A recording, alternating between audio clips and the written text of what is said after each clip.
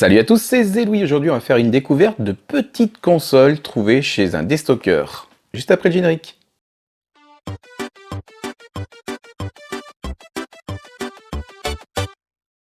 J'espère que vous allez bien. Aujourd'hui, nous allons effectivement découvrir deux petites consoles que j'ai trouvées chez un déstockeur et plus précisément chez Nose. Ces deux petites consoles conçues par AT Games, on les connaît pour des remakes de la Mega Drive, plus ou moins réussis.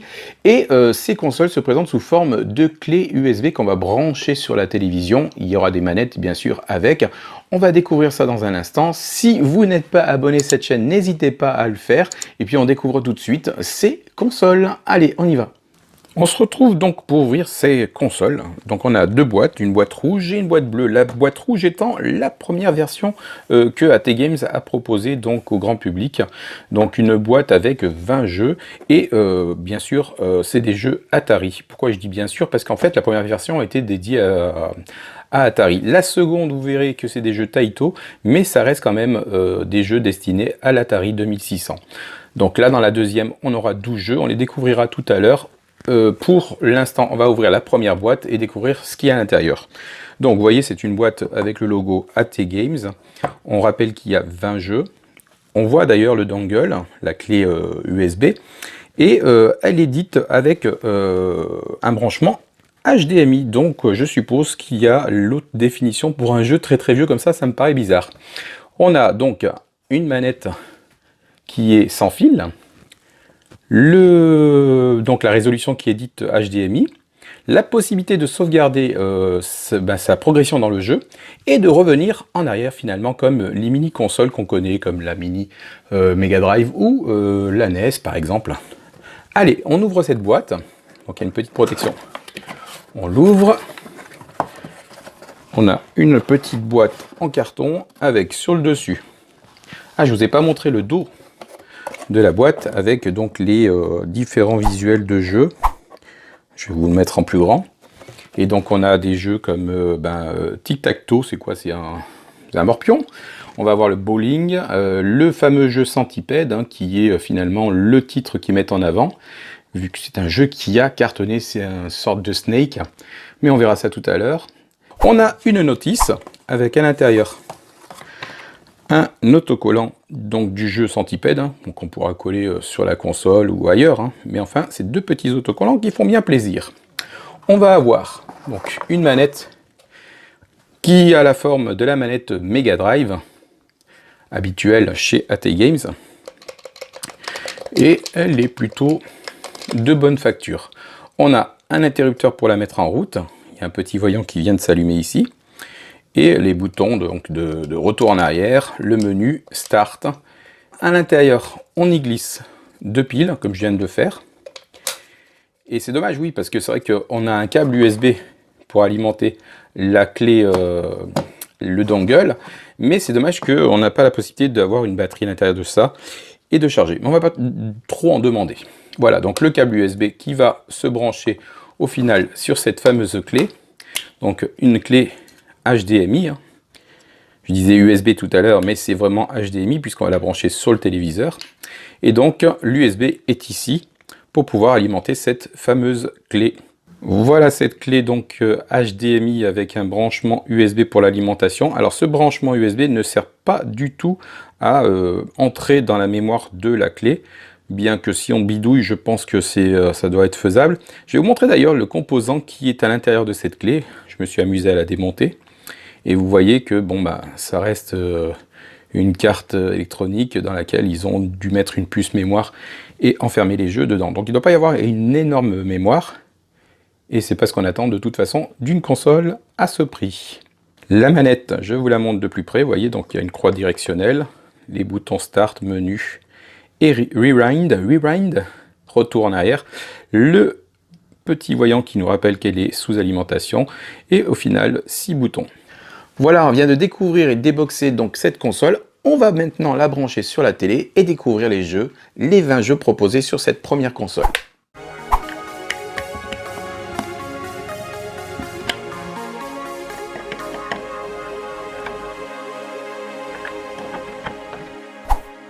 On démarre notre console avec ce panneau Blast qui est plus ou moins rapide Et on a donc la liste des jeux qui s'étale sur 2 pages. On a une première page qui nous présente 12 premiers jeux avec le titre phare Centipede, Bowling, Radarlock. On va avoir le golf, et puis il y a une deuxième page avec les 8 autres jeux. Donc je les passe, on verra quelques titres tout à l'heure. On appuie sur la touche menu pour découvrir en fait des informations sur la console, et notamment qu'il existe en fait un club. Vous pouvez y adhérer en utilisant le QR code ou le code que vous avez en dessous. Il faut savoir aussi que vous avez la possibilité d'acheter une deuxième manette pour pouvoir jouer à 2. Voilà pourquoi moi j'en ai pris 2. Allez, on va sur la liste et démarrer avec le premier de cette liste. Le jeu phare de cette console, c'est Centipede, vous le découvrez. Il est sorti en 1982 et le principe est simple, c'est un peu un mélange de Space Invader avec le Snake. Vous pilotez un vaisseau et vous tirez sur les ennemis. On va démarrer, vous allez voir à quoi ça ressemble. Donc je vais appuyer sur Start. On a donc notre vaisseau en bas et on peut tirer, vous voyez, comme ça.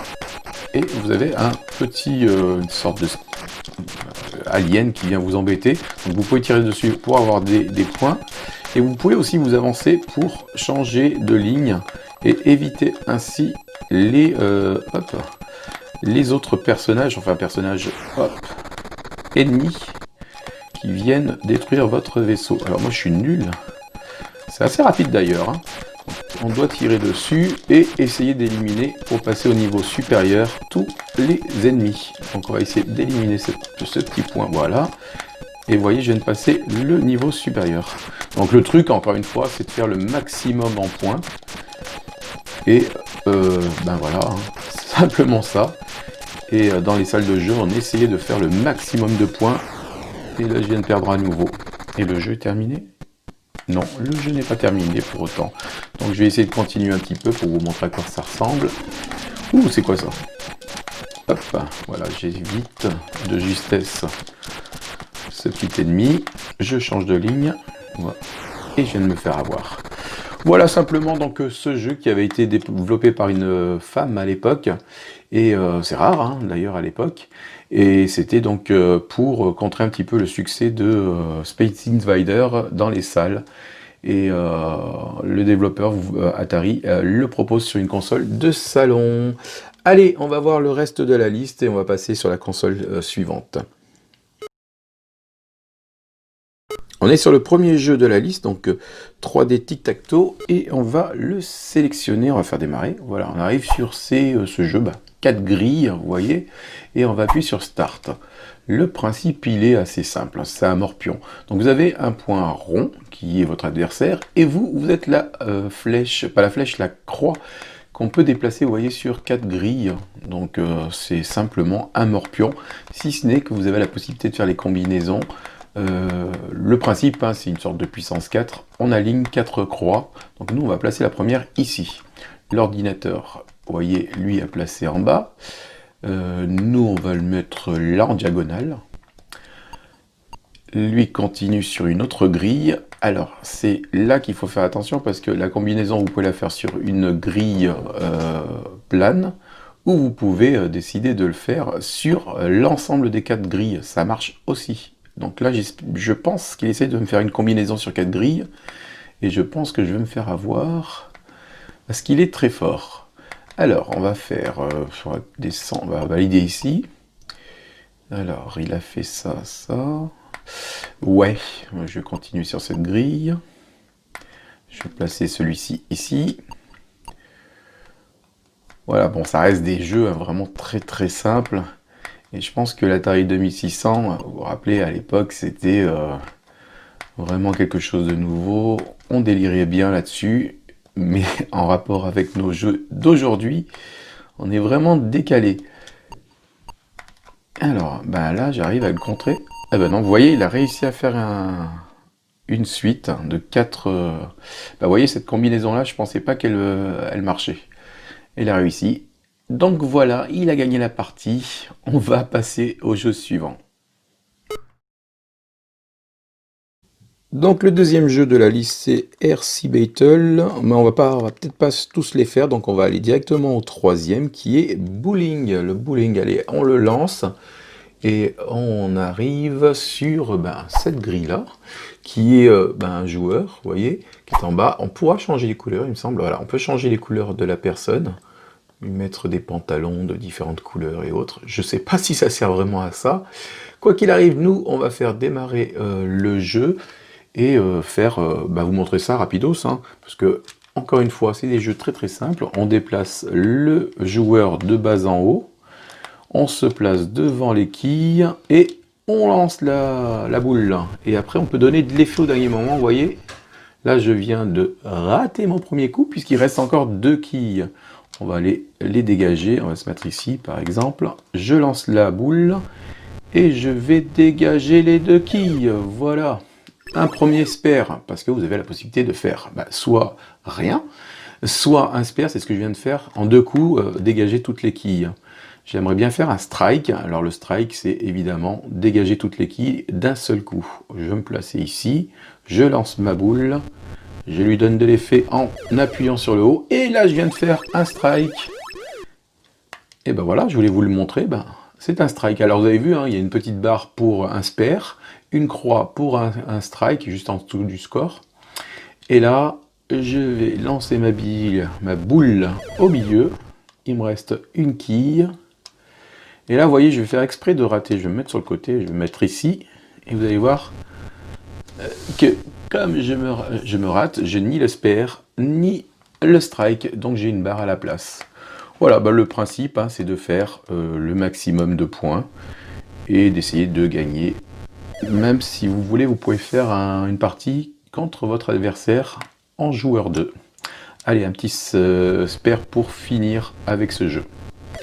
Eh ben c'est raté. Allez, on passe au jeu suivant. Allez, on quitte le bowling pour aller jeter un petit coup d'œil sur un dernier jeu, Human Cannonball, un petit jeu de homme canon. Donc avant de démarrer ce jeu, je vais vous expliquer. Donc on a 0, 0, ça c'est votre score. Du côté droit, c'est l'ordinateur, et du côté gauche, c'est vous. Après on a les miles à l'heure, donc 29 dans ce cas-là, c'est la vitesse de projection du bonhomme de l'homme canon. Et puis l'inclinaison du canon qu'on a au milieu. Oui, la partie noire que vous avez en bas, là, c'est un canon. Donc là, on a une inclinaison de 30 et on va pouvoir donc la faire bouger selon la vitesse qui est proposée par l'ordinateur. Là, vous voyez, j'augmente l'inclinaison et une fois que je suis content de mon inclinaison, j'appuie sur Entrée pour réceptionner mon bonhomme et je gagne un point si je me trompe pas. Voilà, c'est bien ça. Donc là, il me donne une autre vitesse de 36, ça doit être à peu près la même inclinaison. Je balance à nouveau mon bonhomme qui va trop loin et qui va aller s'écraser. Super. Voilà, ça reste un jeu plutôt simple, hein, donc fallait pas trop demander à nos consoles à l'époque, mais c'était distrayant. Allez, on quitte le jeu et on va aller voir la deuxième console. Voilà pour ce qui est de la première console. Donc on va remettre tout ça dans la boîte. On va laisser le câble USB ici, la clé, et on va se débarrasser de ça pour vous montrer la deuxième boîte. Une autre boîte, donc loguée AT Games. Bien sûr, au dos, on a encore une fois les jeux phares de cette clé. Et on aura des jeux comme Space Invader et Burger Time, par exemple. On aura aussi Jungle Hunt. Mais en aucun cas on pourra rajouter, c'est dommage, des jeux sur cette console. Voilà, allez, on déballe rapidement, puisqu'on a fait la découverte sur la première console, donc il n'y aura pas vraiment de surprise. On retrouve dans la boîte une notice. On a également, cette fois-ci, un autocollant de Space Invader, et puis une clé, cette fois-ci bleue, toujours HDMI, avec l'alimentation sur le côté. Pour ce qui est de la manette, c'est toujours la même chose. Manette sous forme de manette Mega Drive avec les 6 boutons. C'est exactement la même chose que la précédente. Donc une notice, des autocollants et une clé où il est noté, si vous regardez bien, AT Games. Donc on a la même chose sur l'autre console. La deuxième console ressemble comme 2 gouttes d'eau à sa petite sœur, si ce n'est qu'elle est bleue. On va la brancher sur la télé et découvrir ses jeux. Allez, on y va.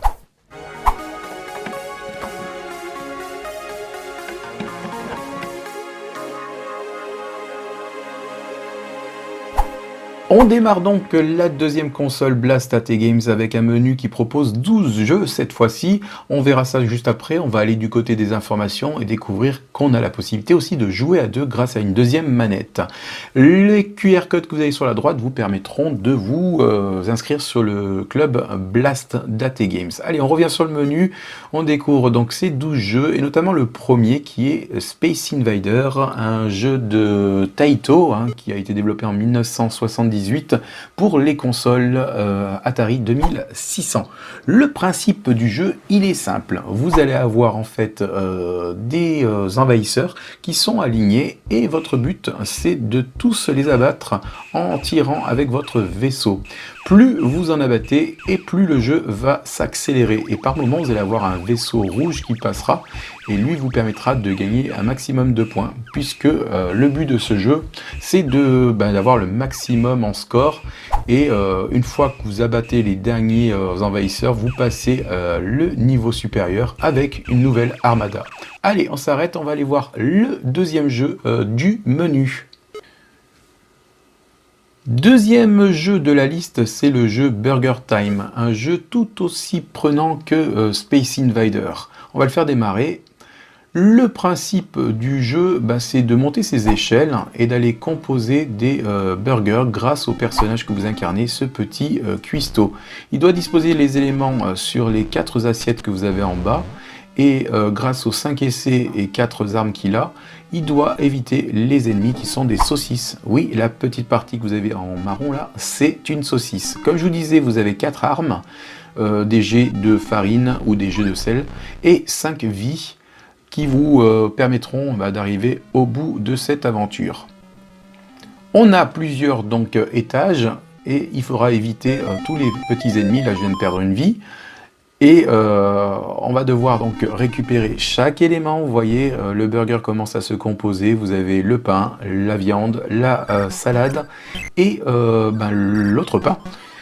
On va accélérer un petit peu, vous voyez, et vous allez voir que j'arrive quand même à composer mon premier burger sur la droite.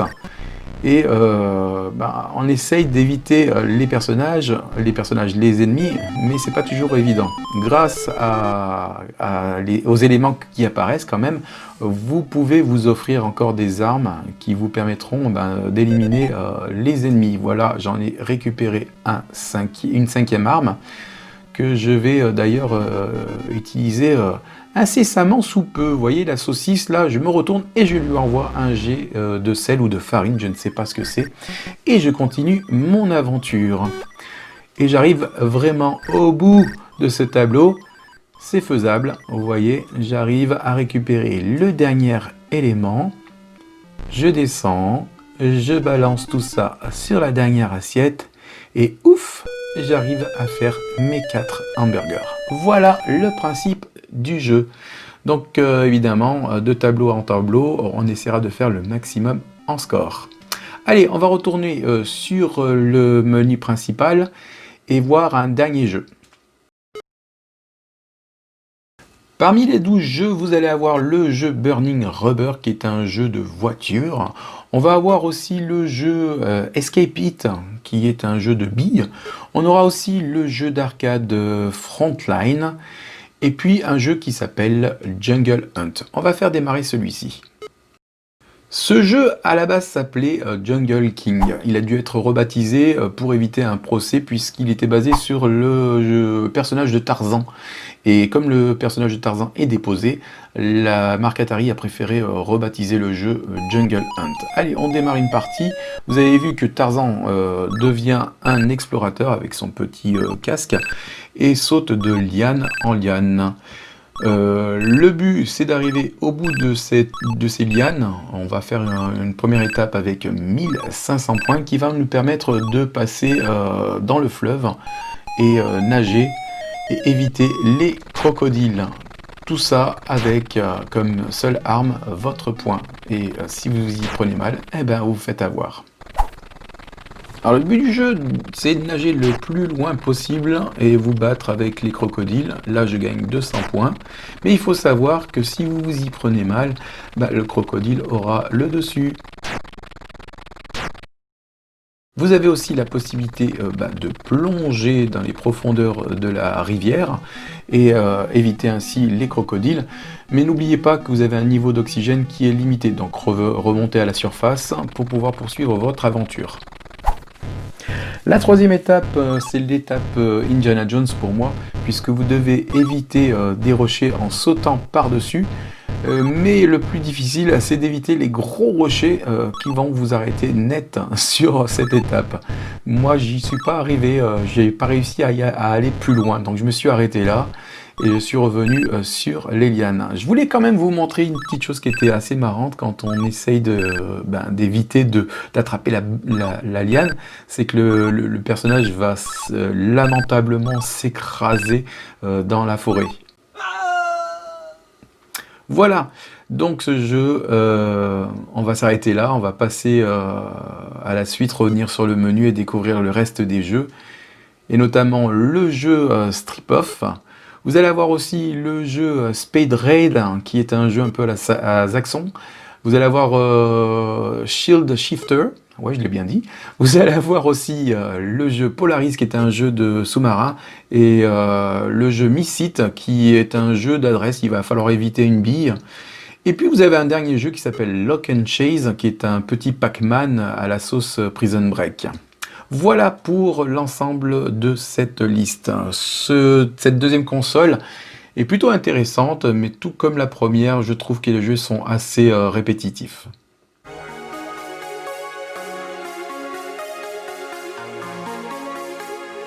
Voilà, cette vidéo découverte mini-console AT Games touche à sa fin. Si vous avez apprécié, n'hésitez pas à la liker. Si vous n'êtes pas encore abonné à cette chaîne, n'hésitez pas à le faire. On se donne rendez-vous très prochainement pour d'autres vidéos découvertes de consoles, de figurines. Et jusqu'à là, portez-vous bien. Salut!